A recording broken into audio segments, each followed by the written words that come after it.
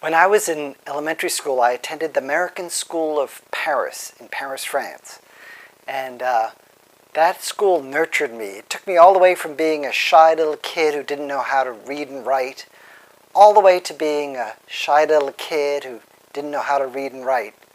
What I liked most about that school, I used to bring in something for show and tell in first and second grade. Something I made at home. I'd bring it in, and I was a shy kid, but I'd love to explain what I made. And Mrs. Russell, my first grade teacher, she used to encourage that. And Mrs. Leonard, my second grade teacher, she used to encourage that. So in third grade, in Mrs. Lee's class, I brought in something that I'd made. And I told her I brought something for show and tell. And she looked at me and she said, "We don't do show and tell in third grade." And I was surprised. I was really surprised. And I just didn't know what to say to her.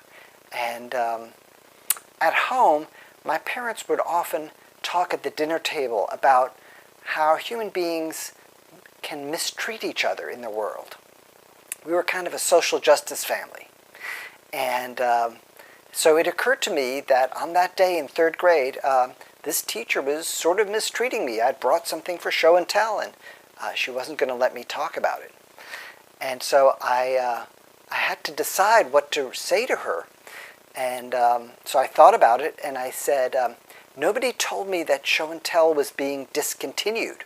And without it being discontinued, I thought I had something to bring in for show and tell. And then I asked her, why was show and tell? Why don't we have show and tell in third grade? And she said, we don't have time. We have to spend more time on math and English. And I looked at her as if she was a little bit crazy. And she looked at me. I was a shy little kid. She was surprised I was talking back.